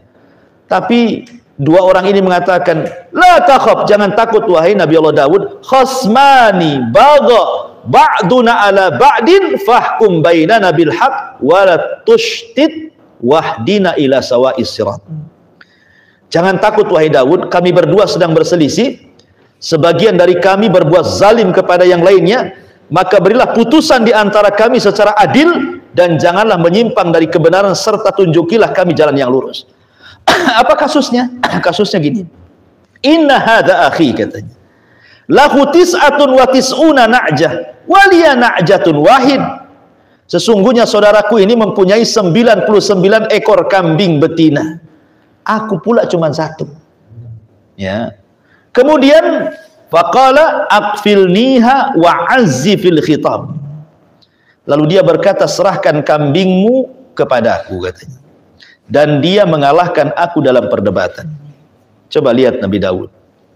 Dia punya 99 kambing. Saya punya 1. Dia akunya pula punya aku, katanya. Sudah 1, dia aku dia pula, katanya. Dan orang ini lebih cakap ngomongnya, sehingga aku kalah lah, katanya. Makanya aku datang kepadamu. Ya. Salahnya Nabi Daud, dia tidak menanya orang yang punya 99 kambing. Dia hanya mendapatkan informasi dari yang punya 1 kambing ini. Akhirnya dia putuskan dengan 1 telinga, tidak diputuskan dengan 2 telinga. Sebab itulah Allah Subhanahu wa taala tegur dia. Nggak boleh berhukum seperti itu. Ya. Makanya ketika tahu Nabi Daud salah, apa yang terjadi? Maka Nabi Daud pun setelah itu dihabiskan ibadahnya untuk Allah. Dia sujud hari-hari, baca kitab Zabur terus, gara-gara kesalahannya tuh. Ya. Dia pun terus membaca kitab Zabur. Artinya dari sini bahwa seorang hakim itu, kata Rasul, jangan mendengar satu telinga, tapi dengar telinga yang lain. Contoh sederhana lah, kalau seandainya antum dicurhati gitu ya oleh tetangga atau apa, entah istrinya curhat sama antum, atau suaminya curhat sama antum, urusan rumah tangga gitu kan, kita tidak bisa memutuskan. Pamannya istrinya datang ke antum, tolonglah saya, gimana ya, saya sering dipukuli suami saya begini. Tentu kalau kita dengar gitu kan nggak suka kan. Tapi kan nggak boleh langsung dibenarkan kan. Nggak boleh langsung dibenarkan. Walaupun ada umpamanya nampak pipinya ini bengkak-bengkak gitu, bisa aja jatuh. Ya. Bisa aja kena obat apa gitu ya, disuntik itu kan. Atau bengkak-bengkak semua. Kan nggak tahu kita kan. Ya, kan ada tuh yang kayak gitu tuh disuntik bengkak-bengkak tuh. Kan itu ya. Kita nggak tahu sampai kemudian kita datangkan suaminya, dengar dua-duanya, baru kita tahu perkaranya tuh. Karena begini, seorang hakim ini terkadang diberikan firasat oleh Allah Subhanahu wa taala, dan firasat itu adalah hibah yang mulia yang merupakan kenikmatan seorang hakim. Jadi seorang hakim karena sering memutuskan orang, akhirnya diberikan firasat. Sama dengan polisi, itu kan diberikan firasat tuh. Nampak nih yang naik motor tabak wasim nih. Kok tahu Pak polisi, tahu lah gerak-geriknya. Kan dikasih firasat kan, karena hari-hari di jalan dia tahu kan. Hakim juga sama tuh. Sama dengan saya ini ustadz nih, ya. Nengok dandanan antum aja nanti tahu. Ini jamaah ini kan. Kok tahu ustadz, tahu lah. Hari-hari masalahnya di situ kan. Sehingga kita tahu firasat. Hakim itu punya firasat dia. Dan firasat itu adalah hibah dari Allah. Itu nikmat seorang hakim. Terkadang hakim ini ketika dia tidak ada bukti untuk memutuskan sebuah perkara, maka yang dipakai firasatnya. Contoh, di zaman Nabi Sulaiman alaihi salatu wassalam, ada dua wanita, dua-duanya punya bayi, kemudian dua-duanya main pula ke danau. Nampaklah air danau itu cantik, diletakkanlah dua bayi ini mandi pula, dua ibu ini kakak beradik ini. Datang serigala, kemudian dicuri satu bayinya, dibawa ke hutan dimakan. Ya, jadi pas wanita ini habis mandi, hilang satu bayinya, akhirnya diambil oleh kakaknya. Kata adiknya, ini bayi saya. Kata kakaknya, ini bayi saya. Masing-masing rebutan bayi. Datang ke Nabi Daud dan mengatakan, ya Nabi Allah, ini bayi siapa sebenarnya? Maka Daud ketika itu karena melihat bayi itu ada di tangan kakaknya, dia hanya melihat dohir itu saja. Itu punyamu, buktinya barangnya ada di kamu, kan begitu? Ya. Tapi datang Nabi Sulaiman, tidak begitu caranya. Kata Nabi Sulaiman, wahai abi, wahai bapakku, boleh nggak aku ikut berhukum di sini? Maka bapaknya senanglah, silakan wahai Sulaiman. Kalau engkau ingin memutuskan yang lain, katanya. Kata Nabi Sulaiman, gini saja. Penjaga ambil pisau, katanya. Jadi bingunglah nih dua wanita ini. Apa maksudnya Nabi Sulaiman ambil pisau? Sini bayinya. Ada apa tuh dengan bayinya? Saya akan potong jadi dua, katanya. Ya. Karena kalian ngaku ini bayinya, kok tak ada bukti juga? Ya. Ini juga ngaku bayinya, kok tak ada bukti juga? Sama-sama tak ada bukti, kita potong aja jadi dua, katanya kan. Dari pusar ke bawah, ambillah kau, katanya kan. Dari pusar ke atas, ambillah kau gitu. Gimana ini? Kata kakaknya, kalau memang itu putusan mau Sulaiman, terserah, katanya. Kata adiknya, oh jangan, nggak apa-apa, itu bayi kakakku, katanya. Sulaiman firasat nih. Berarti ini bayi adiknya. Kenapa? Karena kakaknya tidak punya rahmat. Masa disirahkan kan gitu. Kalau adiknya jangan. Berarti kan yang sayang sama bayi siapa? Adiknya kan. Kata Sulaiman, ini bukan bayi kakaknya, ini bayi adiknya. Terkadang dengan firasat dia berhukum itu kan. Firasat itu dari Allah Subhanahu wa taala. Seorang hakim kalau sering mutus, dia ada tuh firasat mana salah mana benar itu. Karena kalau orang memungkinkan sebuah perkara, pasti punya firasat di situ dia. Jadi itulah makanya Nabi SAW pun terkadang seperti itu. Ya, karena bagaimanapun firasat itu hibah dari Allah Subhanahu wa taala. Baik, ma'asyiral muslimin yang dimuliakan Allah Subhanahu wa taala, Imam Bukhari meriwayatkan dari Ibnu Umar radhiyallahu anhu. Jadi suatu ketika atan Nabi sallallahu alaihi wasallam bi rajulin wa imra'atin minal yahudi qazzanaya. Jadi kata Ibnu Umar radhiyallahu an, anhuma, Rasul didatangkan ada laki-laki dan perempuan, dua-duanya Yahudi, dua-duanya berzina. Ini Yahudi ini dua-duanya berzina. Datang kepada Nabi minta hukuman. Kenapa mereka datang kepada Nabi? Coba menunjukkan bahwa sekali lagi mereka tidak yakin dengan pemimpin Yahudi. Mereka yakin dengan Nabi gitu. Kok datang ke Nabi gitu ya? Untuk minta dihukum. Menunjukkan mereka tahu Nabi itu adil. Ya. Jadi akhirnya kemudian faqala lil yahud, maka Rasul berkata kepada orang Yahudi, "Ma tasnauna bihima?" Apa yang dilakukan keduanya? Maksudnya apa hukuman yang layak menurut Taurat kalian kalau ada dua orang berzina ini? Maka pendetanya Yahudi mengatakan, kami nusakhimu wujuhahuma wa nukhzihima. Ya, paling kami hinakan dia, kami rendahkan dia biar kami malu, katanya. Maka Nabi SAW sebaiknya dirajam. Ya. Itu hukum Islam. Dan saya yakin hukuman itu ada pada kitab kalian. Karena Al-Quran itu membenarkan kitab sebelumnya. Akhirnya datanglah pendeta membaca Taurat. Ketika sampai ke ayat rajam, ditutupi sama jempolnya. Jadi dia baca ayat rajam, nggak dibaca tuh, dilewati, ditutupi sama jempolnya. Kebetulan di situ hadirlah Abdullah ibn Salam. Abdullah ibn Salam ini tokoh Yahudi, masuk Islam. Kata Abdullah ibn Salam, irfa yadak, angkat jempolmu. Angkat jempolmu. Rupanya ada ayat rajam kan? Oh, kacau ini pendeta Yahudi ini. Kata Rasul, rajam keduanya. Itu sesuai hukum Taurat, katanya. Ya kan?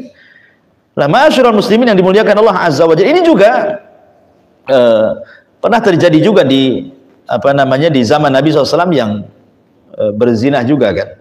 Tapi masalahnya Rasul SAW tetap mendahulukan rahmat. Walaupun Rasul adil, tetapi Rasul tetap mendahulukan kasih sayang. Ada seorang laki-laki, seorang laki-laki dari Ma'iz, namanya Ma'iz, seorang laki-laki sahabat. Ma'iz ini berzina. Dia budak. Berzina dengan seorang budak perempuan. Ketahuan sama majikannya.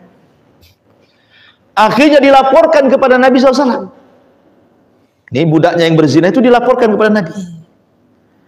Maka otomatis kalau hukum sudah sampai di tangan Nabi, kalau sekarang ini ibaratnya kalau sudah sampai di pengadilan, tidak bisa dibatalkan. Hukum itu kalau sudah sampai di pengadilan tidak bisa dibatalkan. Tapi kalau belum sampai di pengadilan masih bisa di lobi-lobi, masih bisa dibatalkan. Ya. Akhirnya kemudian Nabi SAW mengatakan kepada tuannya Ma'iz ini, ala satartahu, kata Rasul. Kenapa kau tidak tutup aibnya? Biar dia bertobat. Kenapa kau laporkan sehingga sampai kepadaku? Kalau sudah sampai kepadaku, tegak hukum. Kan itu. Dan ini persis seperti ada wanita Ghamidiyah yang berzina, hamil, kemudian datang kepada Rasul dan mengatakan, zana itu ya Rasul fatahirni. Rasul, aku sudah berzina, bersihkan aku.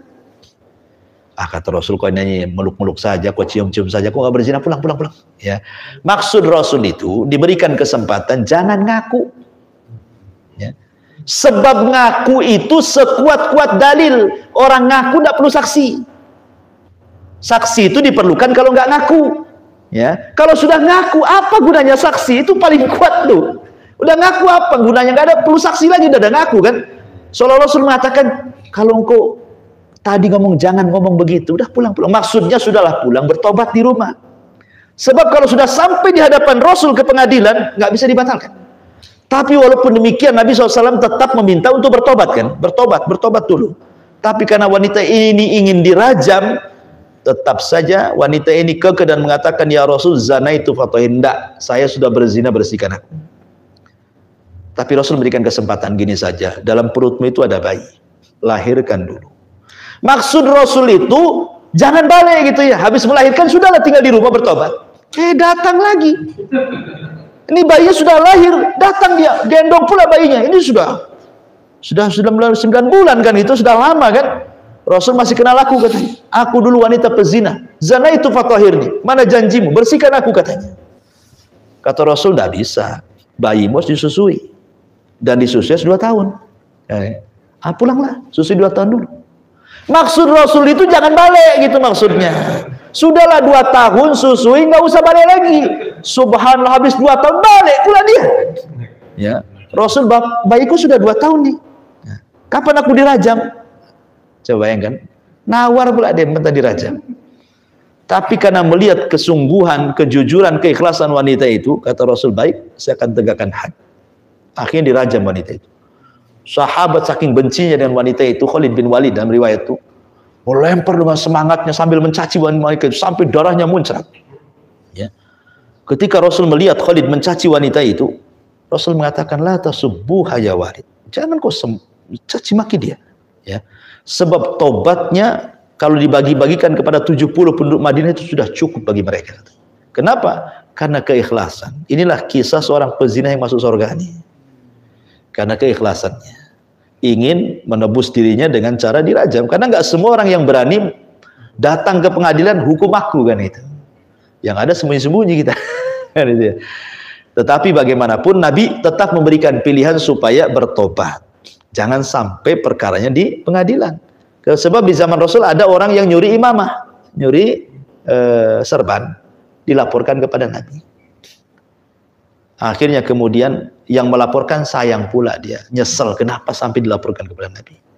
Coba nggak melaporkan Nabi, nggak akan dipotong tangannya, karena sudah sampai kepada Nabi dipotong tangannya, kan itu ya. Jadi itulah hukuman kan itu ya dalam Islam tuh seperti itu. Ya. Makanya kenapa kita ini masih beruntung ya masih banyak bersyukurlah kita tidak ditegakkan hukum hudud gitu kan. Jadi kalau kita bermaksiat itu masih ada kesempatan. Ada kesempatan. Ya, coba antum di negara Islam yang betul-betul dekat hukum Islam, mungkin orang itu tidak punya tangan semua tuh yang korupsi itu. Ya kan? Yang korupsi hilang tangannya itu. Boleh jadi kaki-kakinya hilang. Ya. Jadi memang harus seperti itu. Tapi kan itulah sebenarnya kalau hukum dikembalikan kepada hukum Islam itu semua kriminal itu akan hilang. Karena kan efek jerahnya nampak gitu ya. Potong tangan, jeraknya kan. Kalau hanya di penjara setahun 2 tahun, keluar dari penjara lebih maling lagi dia. Karena belajar sama pakar maling di penjara. Keluar lebih pakar lagi. Ya. Iyalah seperti itu kurang lebih, ya kan? Taib. Intinya ikhwatu fiddin muliakan Allah Subhanahu wa taala, itulah diantara kepemimpinan Nabi SAW dalam sebuah hukum. Dan para sahabat Nabi SAW adalah orang yang paling taat dengan hukum yang setiap Rasul sampaikan. Tidak ada bantahan dari para sahabat. Kalau suruh ini, suruh itu. Itulah para sahabat. Contoh nih, ada seorang wanita namanya Barirah, punya suami namanya Mughith. Dua-duanya budak.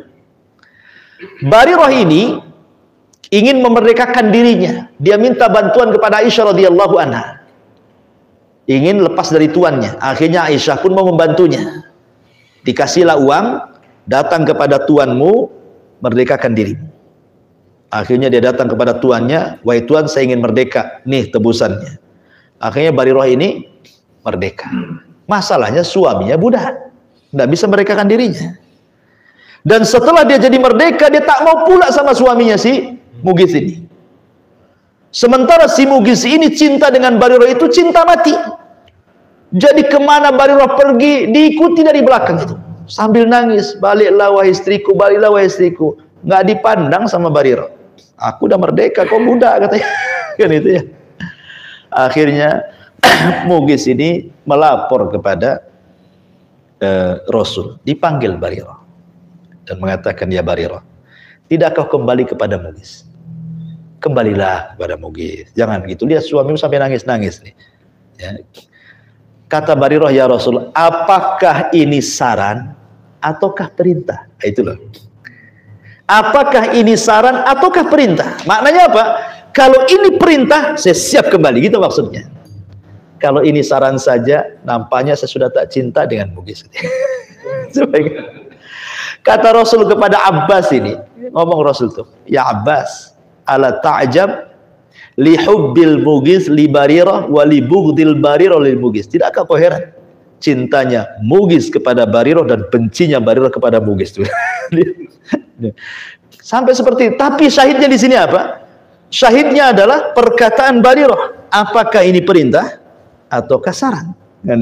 Kalau ini perintah, saya lakukan. Begitu sahabat. Ya. Sama juga dengan seorang laki-laki namanya Julaibib. Di zaman Rasul ada anak muda namanya Julaibib. Julaibib ini tampang pun tak dapat, nasab pun bukan nasab hebat, ya, harta pun tidak punya, bahkan tak punya rumah. Julaibib ini orang miskin, saking miskinnya sahabat gak kenal. Jadi suatu ketika Rasul sedang bermajlis ini, lewatlah Julaibib di depan dia. Kemudian kata Rasul, "Ya Julaibib, ala tatajawaz." Julaibib, kenapa kau tak nikah, katanya. Lihat jawaban Julaibib. Julaibib tidak menjawab Rasul, aku tak punya uang, tak punya mahar, tak punya rumah. Bukan itu yang dikatakan Julaibib. Apa kata Julaibib? Ya Rasulullah, wanita mana yang mau dengan Julaibib, katanya. Jawabannya itu, ya. Bukan jawabannya aku nggak punya uang, makanya aku nggak nikah, nggak gitu, ya. Wanita mana yang mau sama aku, katanya. Karena dia tidak punya tampang, ganteng tidak, kaya tidak, nasab tak punya, rumah tak punya, gitu ya. Dia sembarangan tidurnya. Ya. Tapi Nabi SAW memberikan motivasi, besok lewat lagi. Julaibib, kapan kawin? Ya. Kata Julaibib, ya Rasul, sudah kukatakan wanita mana yang suka dengan saya, katanya. Ketiga kali lewat lagi marah dia. Sudahkah aku katakan wahai Rasul, wanita mana yang suka dengan aku, katanya. Masih juga ditanya, katanya. Akhirnya Rasul mengatakan gini, Julaibib, kau pergi ke salah satu rumah dari rumah-rumah Ansor, ya, gang sekian, nomor sekian, RT sekian, RW sekian, lurah sekian, gitu. Bilang saya utusan Rasul. Kau datang ke rumah itu, ketuk rumah itu, katakan kepada dia, inni Rasulullah sallallahu alaihi wasallam, jawiz ibnataka ilayya. Katakan kepadanya, saya adalah delegasi Rasul, tolong nikahkan putrimu dengan saya. Bahasanya. Jadi Rasul ngomong begitu, kau datang ke rumah itu, aku yang suruh, ya. Bilang aku utusan Nabi, dan kata Nabi, nikahkan putrimu dengan saya. Ngomong gitu saja. Datang juga, dicari rumah itu, ketemu tuh, diketuk, assalamualaikum, waalaikumsalam, man, siapa? Julaibib. Ngapain kau bib di sini? Kan gitu ya. Tiba-tiba ketemu nih sama ayahnya wanita itu, kata Julaibib, inni Rasulullah sallallahu alaihi wasallam, jawiz ibnataka ilayya. Saya utusan yang diutus Rasul, kata Rasul, nikahkan putrimu dengan saya. Apa tengah terperanjat lah bapaknya tuh. Ya. Coba. Kata Julaibib. Ya. Bener aja ini kan. Itu Julaibib pula. Karena orang tahu siapa Julaibib. Ya. Tapi karena dia menyebut-nyebut nama Rasul, akhirnya kata bapaknya, tunggu dulu, saya harus ngobrol dengan ibunya. Ya. Akhirnya bapaknya ini ngomong sama ibunya, makin terperanjatlah ibunya. Julaibib, katanya. Kenapa Rasul tidak suruh Abu Bakar, Umar, Utsman, Ali? Kenapa Julaibib pula yang datang? Subhanallah, ikhwan. Ya. Masalahnya apa? Anak wanitanya berada di kamar tuh, mendengar. Marah anak perempuannya. Langsung keluar, dimakinya bapaknya. Dan mengatakan, atarudani Rasulullah sallallahu alaihi wasallam. Apakah kalian hendak menolak utusan yang diutus Rasul? Nikahkan aku dengan dia, katanya. Ini yang mantap. Ya. Putrinya yang mantap, bukan orang tuanya. Ya. Ya. Karena putrinya tahu ini adalah perintah Nabi. Itu yang dipegang, bukan lihat orangnya. Ini perintah Nabi, setiap perintah pasti ada kebaikan. Sebagaimana setiap larangan pasti ada keburukan. Menikahlah Julaibib dengan wanita itu. Karena perintah Nabi. Di malam yang harusnya dia melakukan senang-senanglah. Karena dikisahkan dalam riwayat itu, wanita itu ajmalu fatatil ansor. Secantik-cantiknya orang Ansor. Wanita itu. Kenapa Rasul sampai menyuruh, coba? Supaya Rasul ini ingin, ya bahasa kitanya pemerataan lah. Apa ya? Pemerataan itu ya. Memperbaiki keturunan tuh gimana lah bahasa kitanya ya. Ya seperti itulah kan gitu. Jadi akhirnya kemudian di hari malamnya harus bersenang-senang. Tiba-tiba ada teriakan dari luar rumah. Ya khairallahir kamu. Ini kan teriakan jihad namanya. Ya. Wahai kuda-kuda Allah, keluar, siap-siap kita tempur. Julaibib bingung lah. Ini mau tempur sama siapa nih? Di depannya istrinya, di sana pula musuh. Dan itu. Dia ngomong baik-baik sama istrinya. Demi Allah, panggilanmu tidak lebih besar dari panggilan Nabi. Ditinggalkan istrinya. Belum pun bahasa kitanya syahrul asal, bulan madu, tak ada madu-madu. Langsung keluar. Malam pertama langsung keluar jihad. Ketika betul-betul terjadi jihad, rupanya Julaibib mati syahid. Nggak menikmati istrinya malam itu, dia pula mati syahid. Jadi setelah peperangan Rasul nyari. Mau dipisahkan mana korban, mana yang masih selamat, dikumpulkan sama sahabat itu. Kemudian Nabi SAW mengatakan, sudah sempurna semua pasukan, baik yang mati atau yang hidup? Kata sahabat yang lain, sudah wahai Rasul. Kemudian mulai diperhatikan satu-satu. Kata Rasul, tidak, kurang satu katanya. Sahabat gak kenal, kurang satu ini siapa maksudnya? Kata Rasul, aina Julaibib? Kata sahabat, apa maksudnya Julaibib? Aina Julaibib? Di mana Julaibib? Cari dia katanya. Dicari, rupanya Julaibib terkapar, meninggal, dan di sekitarnya 7 orang musyrik. Dia bisa membunuh 7 orang musyrik, akhirnya dia dibunuh dan dia pun mati syahid. Melihat keberhasilan Julaibib, Rasul pun sedih. Kemudian dia duduk, diletakkan kepalanya di paha Rasul dan mengatakan, inna Julaibib minni wa ana minhu. Julaibib bagian daripada aku dan aku bagian daripada dirinya. Itulah kisah Julaibib. Syahidnya di sini adalah wanita tadi. Bagaimana wanita tadi? Anak daripada 2 orang yang menolak utusan Rasul, justru dia mengatakan apa? Apakah kalian hendak menolak utusan Rasul? Nah, itulah syahidnya. Begitu sahabat Nabi, sahabiah Nabi. Kalau sudah utusan Rasul, sami'na wa ata'na gitu ya. Ya, harusnya seperti itu kita dalam berhukum, dan banyak kisah-kisah yang menarik sebenarnya. Atau satu lagi lah saya kisahkan. Jadi ketika Allah Subhanahu wa taala berfirman dalam Al-Qur'an bahwa tidak layak bagi seorang mukmin laki-laki dan perempuan apabila Allah sudah memutuskan sebuah perkara untuk ada kebimbangan dalam hatinya. Jadi Rasul itu punya budak namanya Zaid ibn Harithah. Namanya budak kulit hitam, ya kan? Dan dulunya mantan budak, tapi kan dimerdekakan menjadi anak Nabi, anak angkat Nabi. Jadi karena sudah besar mau dijodohkan. Berangkatlah Rasul ke rumahnya Zainab bintu Jahsin. Oh senang, dikiranya yang melamar Nabi, keluarganya itu kan. Dia mau mengkhitbah Zainab. Oh senang luar biasa. Anak saya mau menikah dengan Nabi, gitu kan? Karena Nabi yang datang masalahnya. Nah, boleh jadi Nabi suka dengan Zainab. Ya.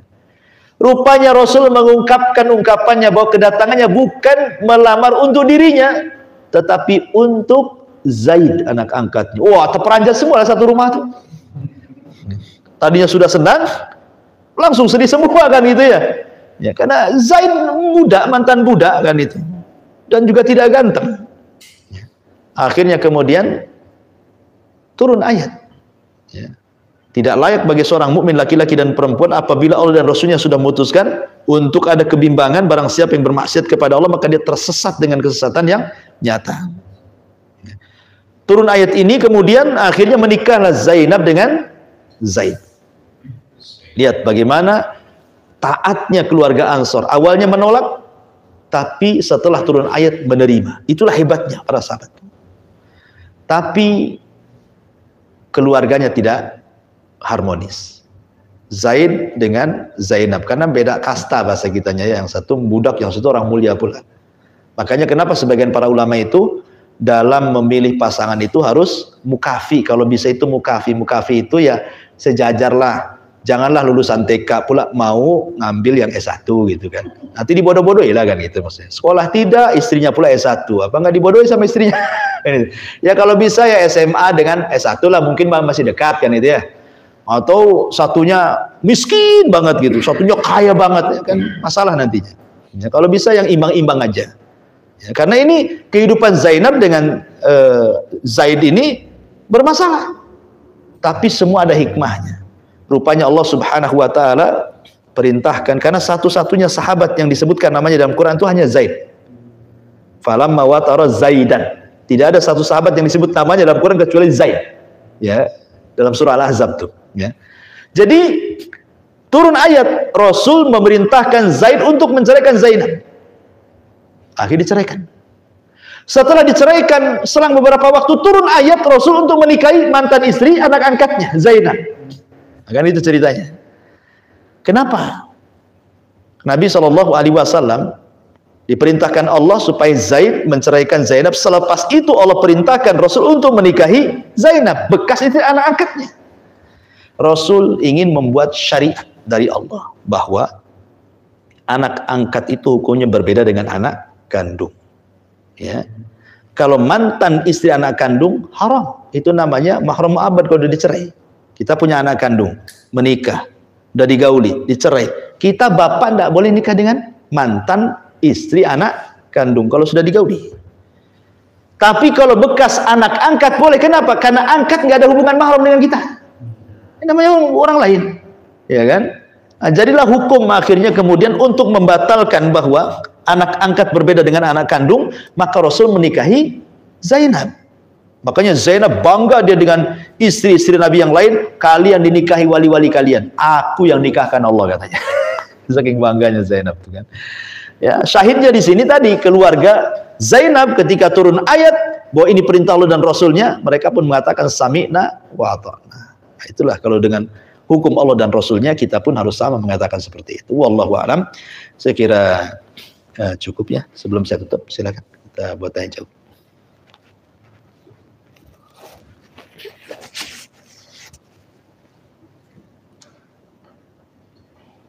Baik, mungkin ada pertanyaan dari rekan-rekan.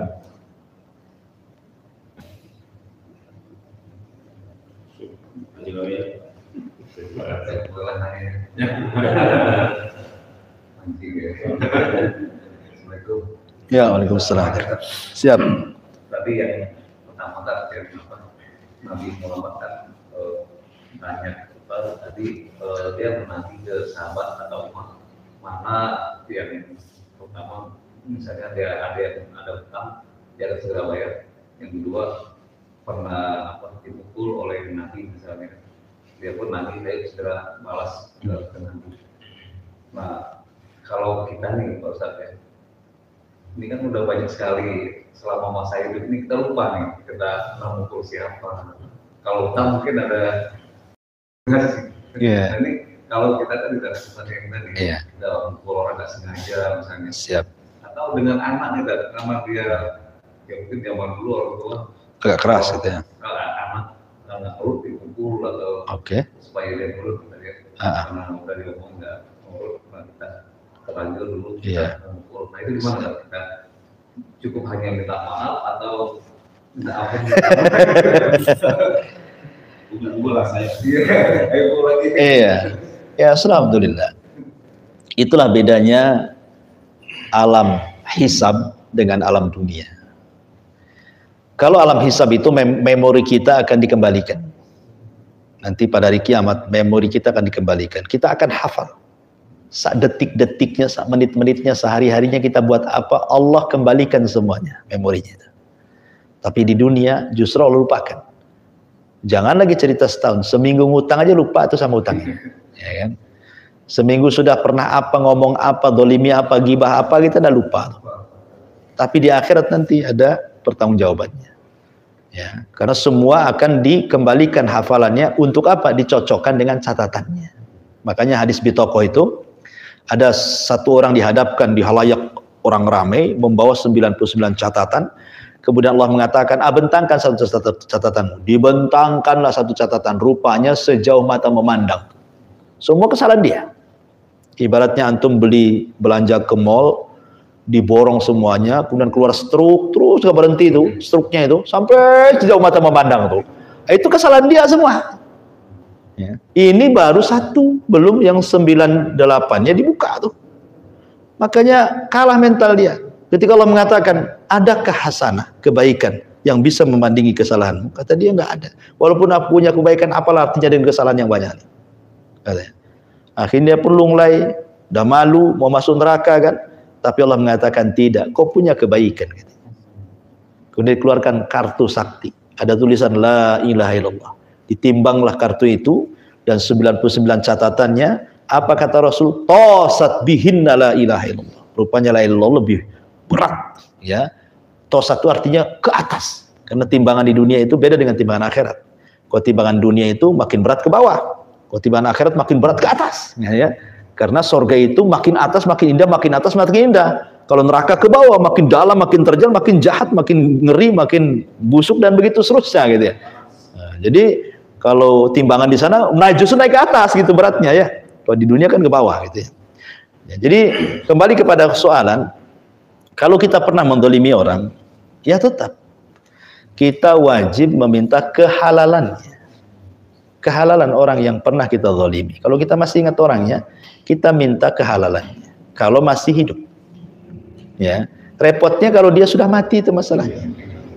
Kalau sudah mati ya minta kepada keluarganya. Contoh kisah Ibrahim ibn Adham, seorang ulama.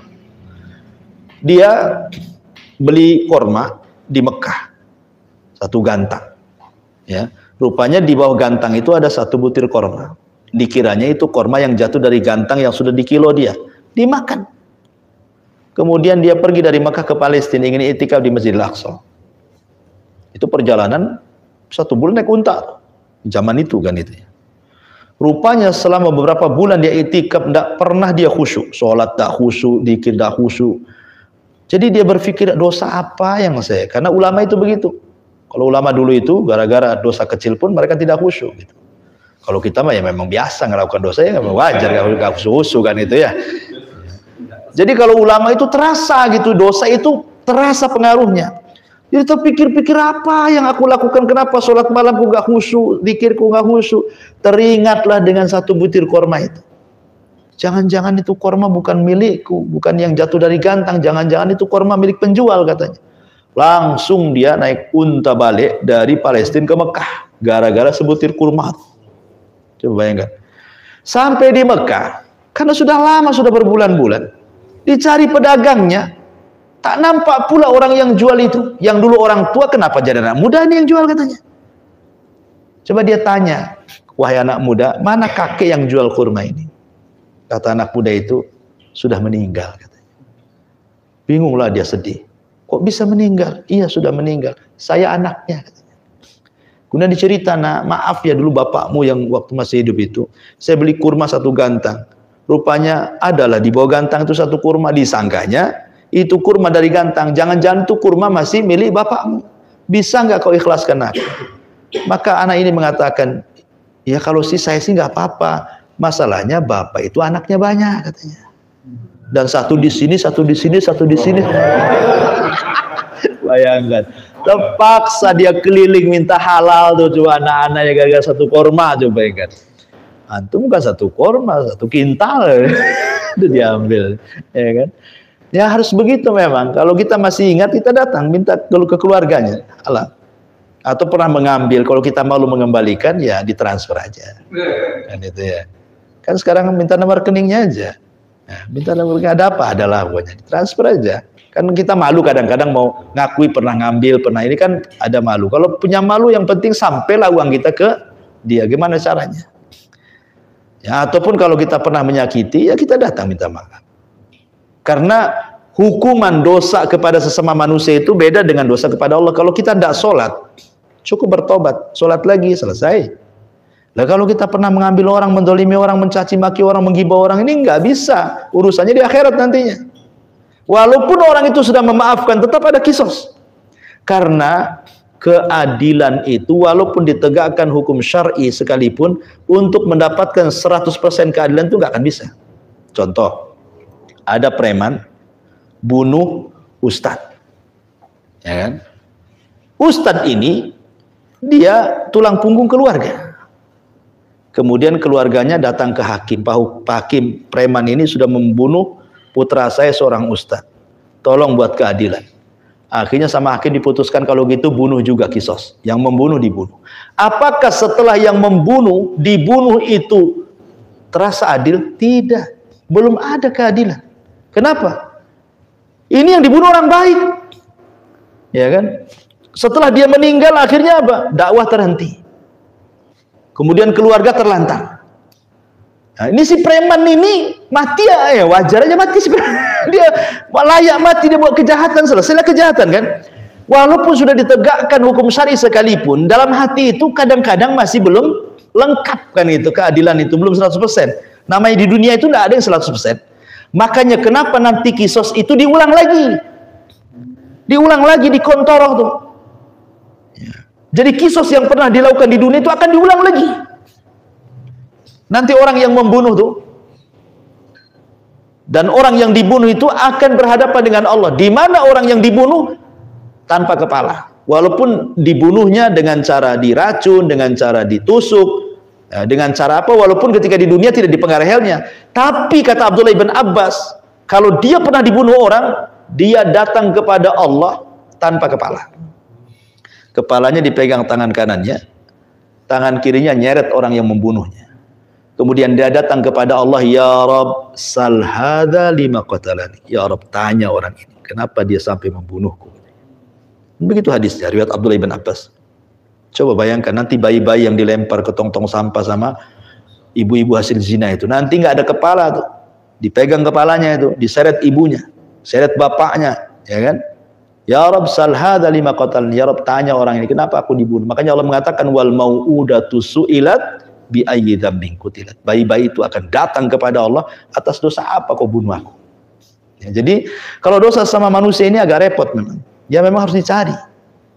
Ya, kalau memang pernah ngambil orang kemudian udah nggak bisa dicari lagi, mau dibalikin, ya sudah disedekahkan, diniatkan untuk orang itu kalau sudah lama. Tapi kalau ujung-ujung datang, jangan diambil lagi infaknya.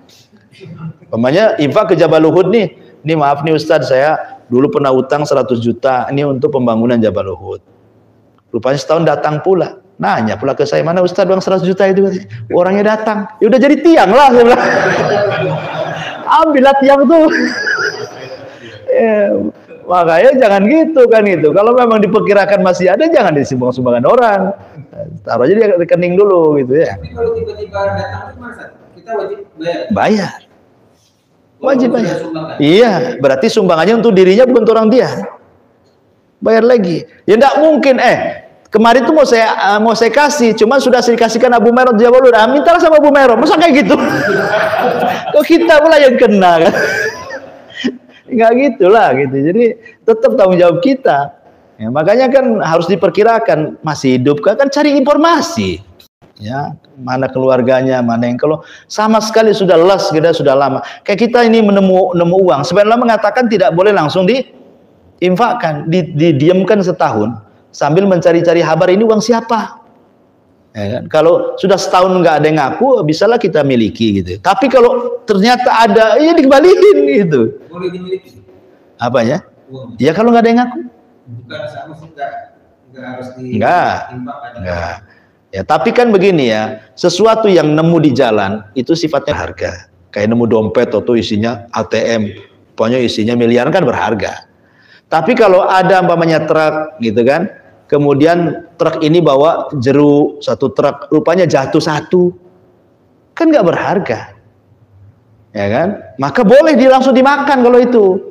Umpamanya nemu nih salak jatuh di mobil satu, langsung dimakan. Nggak mungkin truk itu gara-gara satu jeruk balik dia. Kecuali yang jatuh 5 karung yang nggak boleh diambil, pasti balik lagi dia.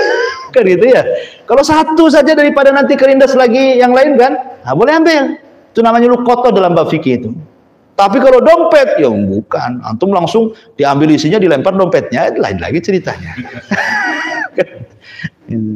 Iyalah, wallahu a'lam. Saya kira cukup lah ya.